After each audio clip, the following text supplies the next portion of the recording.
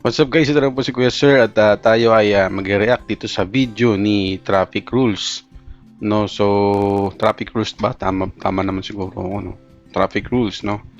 Na in-interview niya si Diwata na ito ay isang mainstay na siguro sa Batang Quiapo. No, interview niya kung anong experience ni Diwata sa pagiging artista. Pangarting guys. Masasabi mo na parang instant celebrity ka na ngayon? Wala, ganun pa din. Nakakapagod nga lang umiti sa mga picture. Pero tingin mo hindi naman magbabago yung attitude mo, ano? Wala naman magbabago, ganun pa rin. Siguro, ano lang, gaganda lang ako. So ngayon hindi pa pala tinodo yung ganda na yan. Hindi pa, nakatago pa nga yung iba. Naku, lalo na siguro pag nilabas ko na yung lahat ng ganda ko. Nasa 70% pa lang yung ganda na nilalabas ko. Saring lang.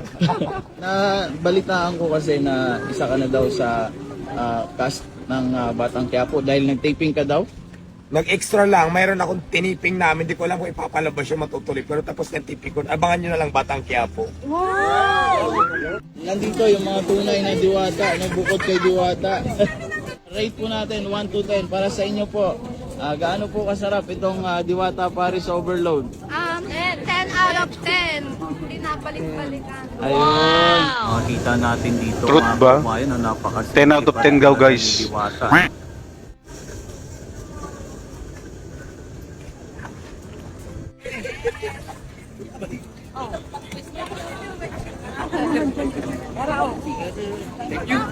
Iba na alawin na ba ako? Sige o, may pera. Mayaman dyan.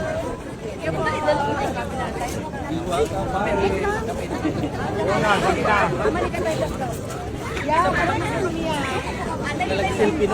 Kami po.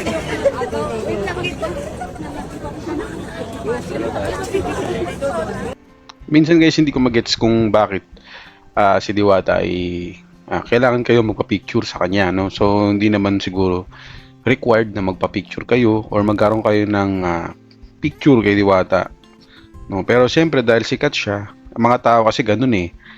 Karamihan eh, kapag alam nilang sikat yung tao, viral, no? Kailangan nila magkaroon ng picture or memory doon sa taong yun at doon nila malalaman na ito na-meet ko to. Siya na-meet ko yan. Okay? May picture ako niyan, ito katibayan. Ganun kasi sa kanila eh. Pero ako, kung magpupunta man ako, ang role ko diyan is tikman. Tikman yung pares ni Diwata at kung magbibigay ako ng honest review. Okay? So, kung makikita ko siya, siguro, bibidyohan ko siya kung anong ginagawa niya. Pero yung magpapapicture ako, siguro hindi na muna. Kasi may video ka na nga, magpipicture ka pa, edi doble-doble na, di ba? So, sa akin na. Okay na. Okay ba ko sa'yo? Okay ba ko? O, next na, kaiba na alawi. Sama ka dyan. Go na. Abang problema yan ang phone mo. Okay naman kay Dre. Kami mo lang dala. O, go na. Okay na. Okay naman dito. Mami, ikaw kayong dalawa. Bakit tapos na ba't sinangit? Forward natin guys ha. Picture taking lang yata ito eh. Picture.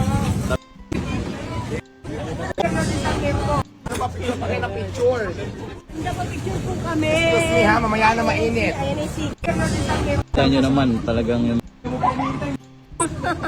Happy follow you po. Ka ng pindot. Meron. Pindutin mo lang ng pindot eh. Ano meron? So yun nga guys, so napaka haba nung picture taking ni Diwata dito sa video na to, no. So pero nakuha naman natin yung context, no, nung sinabi niya na ang hirap nga maging artista at magkaroon ng ganyang karaming fans. Ang hirap ding makipag interact sa kanila ng sabay-sabay kasi hindi mo alam kung kanino ka haharap na camera, haharap na cellphone.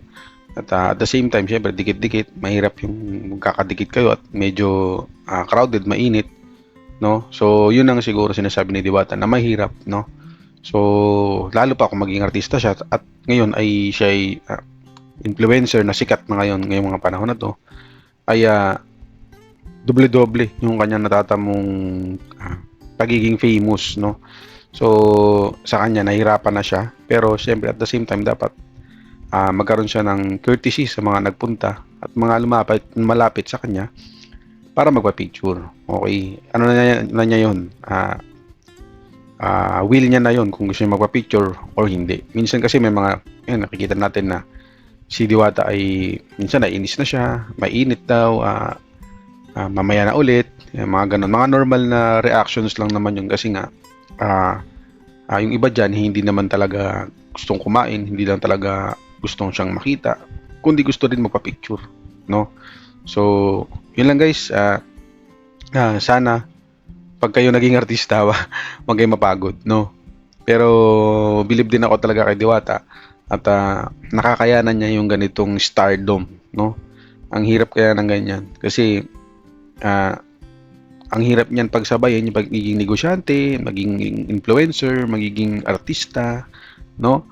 So parang wala ka ng privacy talaga. So sana makayanan niya pa hanggang sa sikat pa siya. So yun lang guys, maraming salamat sa pagsama. At kung may oras kayo guys, pwede nyo akong i-follow at i-follow yung aking i-subscribe yung aking YouTube channel. Ito po yan. So yun lang guys, maraming salamat at hanggang sa muling nating pagkikita. God bless.